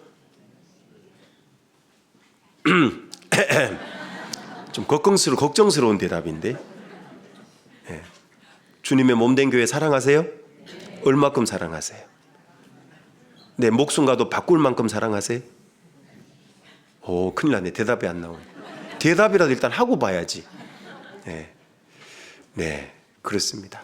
우리가 주를 위해 순교하는 것 아무에게 주어지는 영광 아닙니다. 그리고 순교할 때 되면 순교할 믿음과 능력도 줘요. 스데반 집사가 돌 맞아 죽을 때요, 그 돌 맞는 아픔을 잊을 만큼의 엄청난 광경을 보여준 거예요. 아시죠? 스데반 집사가 돌 맞을 때 하나님이 어떻게 했습니까? 하늘 문을 열어서 보여줬죠. 그리고 뭘 보여줬습니까? 예수님이 하나님 보좌의 우편에 서신 것을 봤다고 그랬잖아요. 어마어마한 걸 본 겁니다. 가끔 주사 놓을 때 어떻게 나요? 엉덩이에 탁 때리고 놓잖아요. 왜 탁 때리고 나요? 아픈 신경을 그쪽으로 확 쏠리게 하고 저쪽에 콱 찌르잖아. 덜 아파. 그죠? 신기해요. 우리의 마음과 스데반 집사의 마음과 생각을 천국에다 확 보여준 거예요. 거기에 완전히 고정시킨 거예요. 돌 맞는 아픔을 아마 줄여주셨을 거라고 저는 생각합니다. 그리고 기꺼이 순교의 길을 가게 한 거예요. 그걸 아무나에게 그 영광을 주는 게 아니란 얘기예요. 정말 복음을 위해 사는 사람이 그 영광을 누릴 수 있습니다. 우리가 육체가 순교하는 삶은 못 누리더라도, 그 영광은 못 누리더라도 내 육신이 죽는 순교의 삶은 날마다 살아야 되지 않을까요? 지금까지는 나를 사랑했고 세상을 사랑했다면 이제는 주님을 사랑하고 주님의 몸된 교회를 진짜 나보다 더 사랑하는 삶을 살아야 되지 않을까요? 그렇게 살아가야 되는 삶도 얼마 남지 않았어요. 시간이. 그렇지 않습니까? 얼마 남지 않은 이 시간마저도 여전히 나를 위해서 살고 내 만족과 내 영광, 내 기쁨, 내 정욕을 위해서 그걸 사랑하다가 주님 앞에 간다면 정말 죄송할 겁니다. 더 이상 그렇게 살 수 없잖아요. 그래서 우리도 이 사도 바울처럼 정말 교회를 사랑한다는 건 뭡니까? 구체적으로 교회 가운데 어려운 영혼 한 분 한 분 붙들어서 세우고, 교회가 나누어지는 걸 막는 교제를 해주고, 바깥으로부터의 대적이 있을 때 교회를 지켜내고 똘똘 뭉쳐서 하나가 돼서 그 교회를 사랑하는 모습입니다. 우리도 좀 그렇게 돼야 됩니다. 빌립보서 1장으로 가보시죠. 빌립보서 1장. 빌립보서 1장 20절부터 24절입니다. 빌립보서 1장 20절부터 24절입니다. 빌립보서 1장 20절. 나의 간절한 기대와 소망을 따라 아무 일에든지 부끄럽지 아니하고 오직 전과 같이 이제도 온전히 담대하여 살든지 죽든지 내 몸에서 그리스도가 존귀히 되게 하려 하나니, 이는 내게 사는 것이 그리스도니 죽는 것도 유익함이니라. 그러나 만일 육신으로 사는 이것이 내 일의 열매일진데 무엇을 가릴는지 나는 알지 못하노라. 내가 그 두 사이에 끼었으니 떠나서 그리스도와 함께 있을 욕망을 가진 이것이 더욱 좋으나 그러나 내가 육신에 거하는 것이 너희를 위하여 더 유익하니라. 자, 이게 무슨 얘기냐 하면요, 사도 바울은 항상 20절 말씀처럼 나의 간절한 기대와 소망을 따라 아무 일에든지 부끄럽지 아니하고, 사도 바울은 간절한 기대와 소망이 있죠. 주와 함께 거하는 거잖아요. 천국 가는 겁니다. 그 소망이 있어요. 그래서 아무 일에든지 부끄럽지 아니하고, 부끄럽게 산 적이 없다는 얘기입니다. 우리도 이렇게 살아야 됩니다. 우리도 구원받은 사람들 아무 일에도 부끄럽지 않아야 됩니다. 주 앞에 부끄러울 것이 없이 살아야 되죠. 죄로부터도 주를 위해서 헌신하고 희생하는 삶에도 부끄럽지 않게 살아야 됩니다. 오직 전과 같이 이제도 뭔 얘기입니까? 이 빌립보서는 옥중서신이라 그랬잖아요. 감옥에 안 갇혔을 때 복음 힘있게 부끄러움 없이 전했을 때와 마찬가지로 지금 감옥에 갇힌 이제도, 지금도 온전히 담대하여 살든지 죽든지 내 몸에서 그리스도가 존귀되게 하려 하나니, 지금은 갇혔는데 여전히 나는 죽음 앞에서 타협하지 않고 비굴하게 굴복하지 않고 신앙을 속이지 않고 포기하지 않고 타협하지 않는다 이 말이에요. 내가 지금 감옥에 갇혀서 재판을 받아서 죽을 수도 있고 풀려날 수도 있지만 어떤 쪽이든지 간에 나는 여전히 부끄러움 없이 주님 앞에서 담대히 재판정에서 복음 전할 거다. 이걸 나타내는 겁니다. 그래서 21절, 이는 내게 사는 것이 그리스도니 죽는 것도 유익함이니라. 사도 바울은 주님과 하나가 됐잖아요. 내 안에 사는 이 예수 그리스도니. 갈라디아서 2장 20절에 내 안에 사는 분이 예수님이래요. 바울과 주님이 이제 하나가 됐어요. 그렇게 심령의 매임을 받아서 가는 거라 그랬잖아요. 주님과 하나가 됐기 때문에 이제 나는 죽는 것도 유익하다. 왜? 죽으면 천국이니까. 이 세상에서 고생, 고난 이제 끝나니까 나는 주님과 함께 죽는 것도 좋다, 유익하다. 그러면서 22절에 그러나 만일 육신으로 사는 이것이, 즉 내가 무죄 판결받고 풀려난다면 육신으로 사는 이것이 내 일의 열매일진데, 일이라고 하는 건 복음 전하는 걸 바울은 주로 일이라고 표현 많이 합니다. 자기에게 맡겨진 일이니까요. 복음 전하는 일, 또 교회를 돌아보고 섬기는 일, 이걸 내 일의 열매다라고 얘기했어요. 즉 내가 무죄 방면돼서 풀려나는 이것이 내 일의 열매, 나에게 맡겨진 사명이라면 또 살겠다는 얘기죠. 그래서 나는 무엇을 가릴는지 나는 알지 못하노라. 이 가릴는지는 선택할는지, 어떤 걸 선택할는지 이런 뜻입니다. 내가 복음과 함께 순교해서 천국 가는 것 나 개인적으로 좋은데, 내가 풀려나면 주님의 일을 계속할 수 있는 것도, 이것도 좋다 그 말이에요. 그러면서 더 설명해 주는 것이 23절 24절입니다. 내가 그 두 사이에 끼었다. 여기에 끼어 있어요. 바울은 여기에 눌려 있고 여기에 매여 있는 거죠. 뭡니까? 첫 번째는 떠나서 그리스도와 함께 있을 욕망을 가진 이것이 더욱 좋으나, 나에게 욕망이 하나 있는데 나는 빨리 육체를 벗어버리고 천국 가고 싶다. 왜? 고린도후서를 읽어보면 사도 바울은 천국을 보고 온 사람이잖아요. 아시죠? 천국 보고 왔어요. 그리고 자기라고 직접 표현 안 하고 뭐라 그래요? 천국을 보고 온 한 사람을 아는데 라고 얘기하잖아요. 그 한 사람이 자기입니다. 셋째 아들이 갔다 왔다고 돼 있잖아요. 그 천국입니다. 바울은 천국을 보고 온 사람이에요. 여러분, 우리에게 천국을 한 10분만 견학시키고 지금 요 자리에 갖다 놔봐요. 어떻게 살고 싶으세요? 이 땅에 더 살고 싶으세요? 천국 당장 가고 싶으실까요? 말해서 못해요. 당장 천국 가고 싶지. 세상에 이렇게 힘들고 복잡하냐고. 사람만큼 골치 아픈 삶이 있어요? 무슨 어떤 동물이 먹고 사는 거 고생해요, 고부간에 갈등해요, 뭐 상사하고 직장하고 어려워요. 그렇게 뭐가 있냐고. 사람만큼 복잡한 게 어디 있냐고. 정말 천국 보여주면요, 나는요 이 땅에 있을 마음 없어요. 자기 찬송 될 겁니다. 그게 진짜. 그런데 아직 안 갔다 와 보니까 어때? 이 찬송을 부르기는 부르는데 있을 마음 없어요.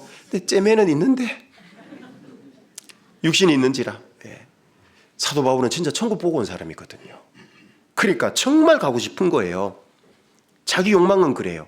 그런데 24절, 그러나 내가 육신에 거하는 것이 누구를 위해서 더 유익하다고요? 너희. 여기서는 좁게는 빌립보 교회고 성도들이고 또 우리이기도 하고, 구원받은 사람들이 그 당시. 구원받은 사람 교회들을 위해서 바울이 있으면 좋다. 왜? 더 복음 전하고 교회를 세워주고 말씀으로 충만히 채울 수 있으니까. 그러니까 결국 바울은 뭐에 눌려 있는 거죠?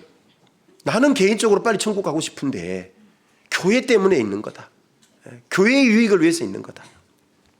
그러니까 교회 사랑에 매여 있는 거예요, 바울은. 우리도 이렇게 살아야 됩니다. 언제까지 끝까지 자기만 사랑하다 갈 거냐고. 이기적으로 살다 갈 거냐고.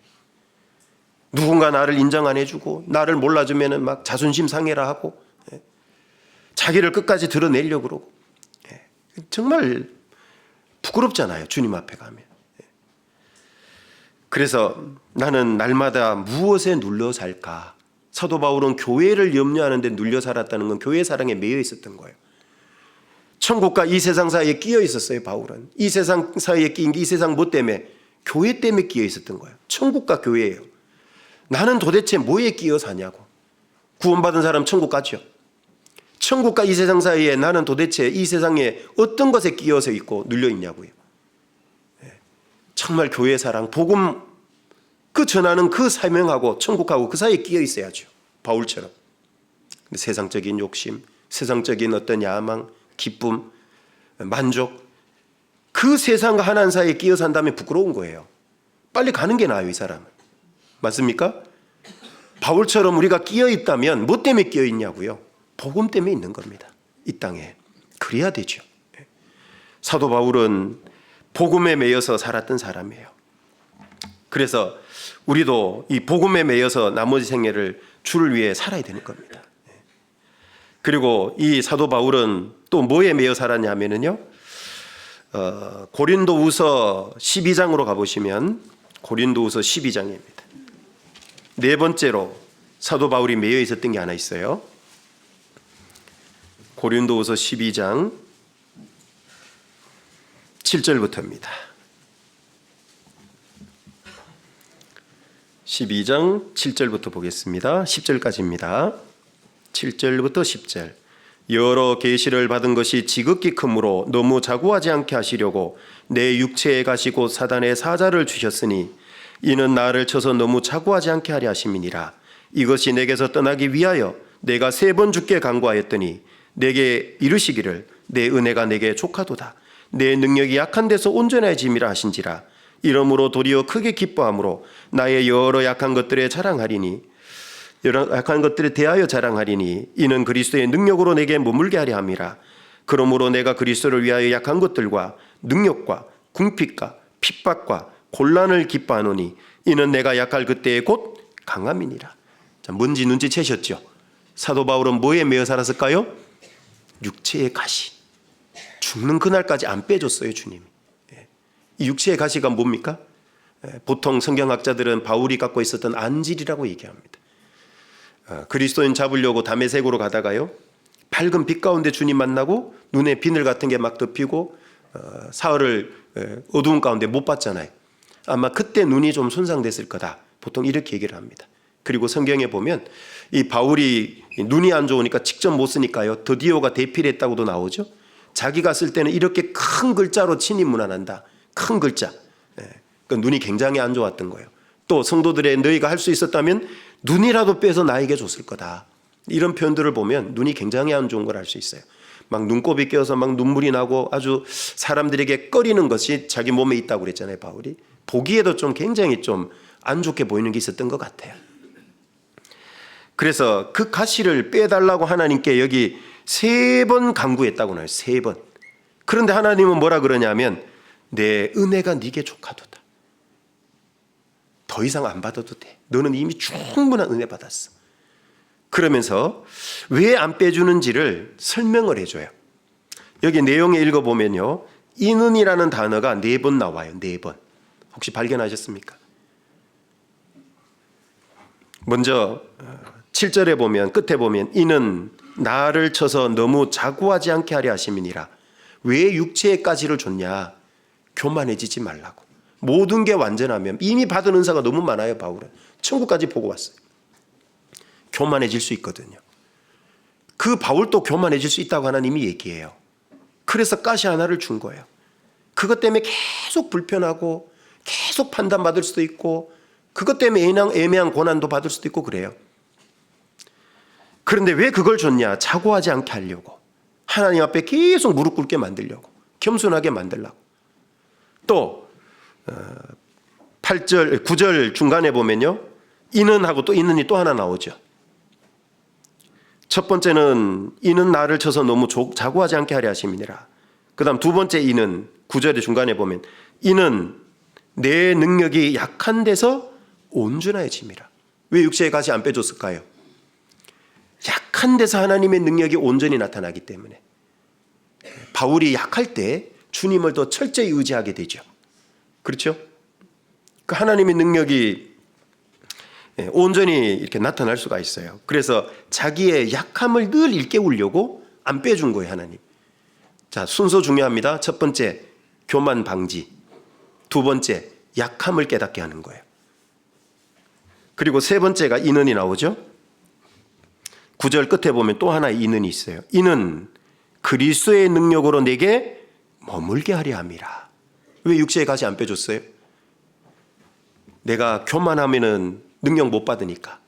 두 번째, 강한 줄 알면 능력 못 받으니까 약하게 만들어 놓고, 세 번째 이유가 이는 그리스도의 능력으로 내게 계속 머물러 있게 하려고. 일시적으로 받고 끝나는 능력이 아니고 머문다 그러잖아요. 계속 끝까지 이 땅에 있는 동안에 능력이 머물게 하려고. 그리고 네 번째 10절 끝에 보면 나오죠. 이는 내가 약할 그때의 곧 강함이니라. 자, 이게 1, 2, 3, 4 이는이 4개가 있잖아요. 그 순서대로 쪼르륵 되는 거예요. 묵상해 보면 참 교훈이 되더라고 이게. 내가 언제 진짜 강하냐? 가시가 있어야 돼. 가시. 축체의 가시. 여러분들 가시 다 하나씩 있으실 겁니다. 구원받고 나면. 질병이 가시인 사람도 있고요. 경제적인 문제가 가시인 사람도 있고요. 정말 구원받지 않은 가족일 수도 있고, 핍박하는 사람이 가시일 수도 있고, 직장 생활이 가시일 수도 있고, 많은 가시가 있을 수 있어요. 때로는 어떤 형제자매들이 나에게 가시로 작용할 수도 있고 그래요. 많은 가시가 있는데 기도해도 어떤 건 안 빼줘요. 왜 안 빼줘요? 미워해서가 아니라 어떤 가시는 끝까지 가져야 가야 될 가시가 있어요. 주님 앞에. 그걸 가시로만 보면 힘들죠. 원망불평이 나오죠. 근데 여기 이는 네 가지를 자기에게 적용하세요. 똑같습니다. 적용해 보니까 딱 맞더라고 저한테도. 정말 강해질 수 있어요. 그 가시 때문에. 사도 바울은 끝까지 가시에 매여 살았어요. 자, 우리도 그래요. 주님이 우리 각자에게 가시를 줘요. 그런데 그 가시는 가시로 끝나지 않죠. 반드시 축복으로 바뀌었잖아요. 맞습니까? 하나님은 기독교 명언이 있어요. 그리스도인에게 축복을 주시는데 가시 보자기에 싸서 주신다라는 명언이 있습니다. 열어보면 되게 아픈데 찔려서 그 속에 축복이 들었어요. 여러분, 주님이 어떻게 영광스럽게 됐습니까? 가시 면류관 때문에 못에 박혀서. 그래서 영광스럽게 되는 겁니다. 그래서 그 유명한 영어 명언도 있죠. No cross, no crown. 십자가 없이는 영광도 없다. 주님이 보여준 십자가의 삶입니다. 우리도 그래요. 누구든지 나를 따라오려거든 자기 뭐를 지고? 십자가를 지고 따라오래요. 그게 일종의 자기의 가시일 수 있어요. 우리에게 하나님은 가시를 줬는데 가시를 가시로만 보면 짐이에요. 그런데 그 가시가 능력이에요. 은혜예요. 나를 강하게 하는 겁니다. 그리고 이 사도 바울은 다섯 번째로는요, 매여 있었던 마지막으로 빌립보서 3장으로 가보시죠. 빌립보서 3장 12절입니다.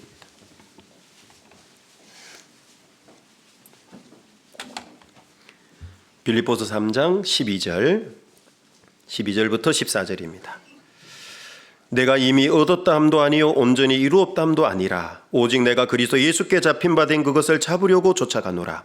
형제들아, 나는 아직 내가 잡은 줄로 여기지 아니하고 오직 한 일 즉 뒤에 있는 것은 잊어버리고 앞에 있는 것을 잡으려고 표대를 향하여 그리스도 예수 안에서 하나님이 위에서 부르신 부름의 상을 위하여 쫓아가노라. 다섯 번째로 바울이 뭐에 매여 샀냐면 주님이 주실 상의 영광에 매여 살았던 겁니다. 바울은 이 말씀들이 여러 곳에 성경에 나와요. 여기 12절에 내가 그리스도 예수께 잡힌 바 된 그것을 잡으려고. 이게 뭘까? 잡힌 바 된 그것을 잡으려고. 쉬운 현대인의 성경은 이렇게 번역을 했습니다. 다만 그리스도 예수님이 나를 위해 마련하신 상을 받으려고. 이렇게 쉽게 번역을 했습니다. 상 받기 위해서, 영광을 얻기 위해서 달려간 거예요, 바울은. 그래서 고린도전서 9장으로도 한번 가볼까요? 고린도전서 9장. 고린도전서 9장 18절부터 보겠습니다. 9장 18절부터 23절까지입니다. 고린도전서 9장 18절부터 23절까지입니다. 그런즉 내 상이 무엇이냐? 내가 복음을 전할 때에 값없이 전하고 복음으로 인하여 내게 있는 권을 다 쓰지 아니하는 이것이로라. 바울이 앞으로 자기가 받을 상이 뭐냐? 내가 복음을 전할 때 값없이 전하고, 뭔가 대가를 받게 한 게 아니라는 거죠. 받은 은혜 때문에 자기는 한 거예요. 헌신과 희생을 한 거예요. 목숨까지 드린 겁니다. 복음으로 인하여 내게 있는 권을 다 쓰지 아니한 건 뭐예요? 사도로서 권위, 자기가 쓸 권리가 있는 거예요. 근데 그걸 안 써요. 다 내려놔요. 그래서 19절부터 23절 내용은 쭉 읽어보면 뭐냐면, 사도 바울은 모든 사람에게 자기가 자유했으나 모든 사람에게 종이 됐다라고 19절에 얘기해요. 원래 사도 바울은 신분적으로도 로마 시민권자예요. 이스라엘 유대인으로서 이렇게 종으로 로마에 지배받는 게 아니라 로마 시민권자예요. 바울은 시민권을 얻었어요. 나면서부터 신분적으로 원래 자유자예요. 뿐만 아니라 유대적으로 봐도 이 바울은 이 히브리인 중에 히브리인이라 그랬죠. 12지파 중에 베냐민 지파라 그러죠. 왜 베냐민 지파라는 걸 강조해요? 제일 작은 지파인데, 작은 지파인데 특권 지파예요. 우월의식이 있는 지파예요. 12지파 중에. 이유는 야곱이 12아들을 낳을 때요, 베냐민만 이스라엘 땅에 들어와서 낳았거든요. 나머지 11형제는 이스라엘 땅에 들어오기 전에 다 낳았거든. 그리고 이스라엘 초대 왕이 어디서 나오냐면 베냐민 지파, 사울 왕입니다. 그래서 이 베냐민 지파라는 것을 거기 왜 썼냐면 우월, 특권 의식이 있는 지파예요. 엘리트 좀 의식이 있는 거죠. 자기는 베냐민 지파. 그럼에도 불구하고 율법에 흠이 없고 난지 8일 만에 할례를 받고 가말리엘 문화생이고, 나면서부터도 선천적으로 그런 특권, 좋은 유대인 혈통으로 났고, 교육도 가말리엘 문화, 요즘으로 말하면 무슨 서울대 뭐 이런 거죠. 최고의 가말리엘 문화생으로 공부를 했고, 바리새인이고 율법이 흠이 없고 정말 도덕적으로 바르게 산 것 같아요. 그 모든 조건을 다 가졌어요. 자유자예요. 자, 그런데 구원받은 이후에도 어때요? 이제는 율법의 종로로 타지 않고 영적으로도 자유자가 됐어요. 근데 자기가 자유자래요. 그런데 모든 사람에게 종이 됐대요. 그 이유가 뭡니까? 더 많은 사람을 얻고자 함이라. 복음을 위해서. 그러면서 20절부터 22절 내용은 자기는 유대인들에게는 내가 유대인과 같이 된 이유는 유대인을 얻으려고 그랬고, 율법 아래 있는 자들에게는 내가 율법 아래 있지 않지만 율법 아래 있는 것처럼 한 것은 율법 아래 있는 자를 얻으려고 그랬고, 율법 없는 이방인들에게는 율법 없는 자에게 한 것처럼 그렇게 했다. 그리고 22절에 약한 자들에게는 내가 약한 자와 같이 됐다. 왜 그러냐? 22절 중간에 보시면 여러 사람에게 내가 여러 모양이 된 것은 아무쪼록 몇몇 사람들을 구원코자 함이니 내가 복음을 위하여 모든 것을 행함은 복음에 참여하고자 함이라. 이렇게 산 것이 자기의 영광과 상급이다. 그러면서 이제 24절부터 읽어보면 당시에 그리스에 있었던 올림픽 경기 아시죠? 그걸 설명을 해줘요. 운동장에서 다름질하는 자들이 다 달아날지라도 오직 상 얻는 자는 하나인 줄을 너희가 알지 못하느냐. 그때는 1등만 상 준 것 같아요. 요즘은 올림픽 금, 은, 동 뭐 이런 거 있죠. 1, 2, 3등. 근데 처음에는 1등만 상 준 것 같아요. 1등. 그런데 25절, 그러면 여기서 1등상을 얻으려면 어떻게 해야 되냐? 다름질해야 되는데, 여기 24절에 너희도 얻도록 이와 같이 다름질하라. 그러면 다름질을 바울은 자기도 한다는 거예요, 안 한다는 거예요?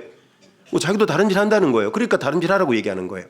그래서 아까 사도행전 20장 24절 우리 교회 목표 말씀에 나의 걸어갈 길, 달려갈 길과 바울은요 달려간 거예요. 어슬렁어슬렁 간 게 아니다 그 말이에요. 전심전력했다 그 말입니다. 그래서 다름질하라. 이기기를 다투는 자마다 모든 일에 뭐예요? 절제예요. 절제.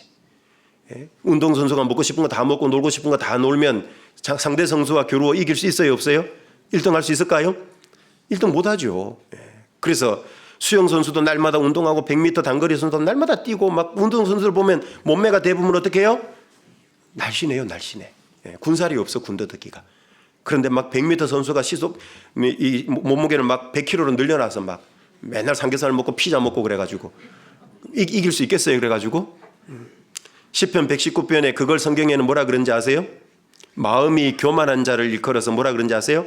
저희 마음은 살쪄 지방 같으나 이렇게 딱 나와요. 그 지방이 영어로 찾아보면 fat, 비계 덩어리 같대요. 그게 육체만 그런 게 아니고 영적으로도 그럴 수 있다는 뜻이에요. 내가 세상적인 걸 많이 가지고 있고 끌어안고 야망이 있으면 하나님 볼 때 어떤지 아세요? 영적 비만이라 그래요. 못 달려갑니다, 이 사람. 그 영적 비만 어떻게 해결되는지 아시죠? 육체의 고난을 받은 자가 죄를 거쳐요. 그죠? 고난당한 것이 내게 유익이라. 이로 인하여 내가 주의 율례를 배우게 됐다. 그 뒤에 구절들이 붙어 그렇게 돼 있어요. 고난을 통해 다이어트예요. 여러분 육체 다이어트 하려면 어떻게 해야 돼요? 못 살게 해야지 몸을. 맞습니까? 먹고 싶은 거 다 먹어야 돼요? 안 먹어야 돼요? 안 되죠. 밤 12시마다 라면 2-3개 끓여 먹으면 다이어트 돼요? 안 돼요? 안 되죠. 먹고 싶은 거 안 먹어야 돼. 두 번째는요. 운동해야 되죠. 운동. 맞습니까? 뛰고 헬스장 가가지고 막 뭐 하고 하시잖아요. 못 살게 하는 거예요. 못 살게. 몸에다 고난을 가하는 거죠. 그럼 살이 빠지는 거예요. 영적으로도 마찬가지예요. 영적 다이어트는 어떻게 돼요? 복음과 함께 고난받는 거예요. 그러면 그 다이어트 된다는 거예요. 다이어트. 그래서 절제하나니 저희는 썩을 면류관을 얻고자 하되 그리스에서 1등상 얻은 사람 기억나요? 안 나요? 예? 수천 년 전에 올림피아 거기에서 1등한 사람 기억나요? 안 나요? 몰라요. 우리 올림픽 때 1등한 사람들, 금메달 딴 사람, 아시안게임에 금메달 탄 사람, 뭐 동계올림픽 때 금메달 탄 사람 기억 잘 나요? 안 나요? 시간 지나면 다 잊어버려요. 그게 썩을 면류관입니다. 그러나 우리는 썩지 않을 것을 위해서 달려가는 거예요. 주님 앞에 영원히 얻을 겁니다. 그러므로 내가 다름질하기를 향방 없는 것 같지 아니하고 싸우기를 허공을 치는 것 같지 아니하여 내가 내 몸을 쳐 복종하게 함은 내가 남에게 전파한 후에 자기가 도리어 버림이 될까 두려워함이로라. 이렇게 되면 안 되잖아요. 쉽격자가 되면 안 되잖아요. 끝까지 달려가야지. 끝까지. 자, 이렇게 할 때 자기가 상을 얻는 거예요. 자, 과거에는 1등 해야지만 좋지만 우리는 어때요? 우리 각자의 길을 달려가요. 그죠? 각자의 길을 잘 달려가면 각자를 위한 상이 다 있어요. 우리는 주님이 줄 상이 있어요. 그래서 내가 줄 상이 4개 있어. 각 사람의 일한 대로 갚아주리라. 계시록에 잘 아시잖아요. 그 갚아줌이 있습니다. 자, 그래서 사도 바울은 이 주님이 주실 영광과 상에 매여 살았던 겁니다. 마지막 한 구절 보고 마치겠습니다. 디모데 후서 4장입니다.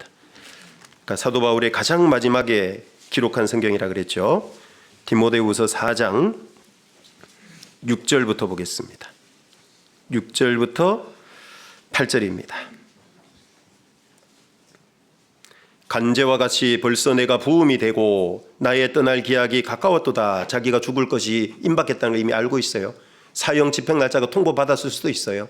너 언제 목 잘려 죽는다 통보받았을 수도 있어요. 자, 관제라는 건 물뗄 관자의 제사 제자입니다. 구약의 제사 여러 개가 있죠. 번제, 불태워 드리는 제사, 화목제 뭐 이런 거 소제 있잖아요. 그 제사를 드릴 때 포도주나 피를 부어요. 거기다 액체로 된 걸.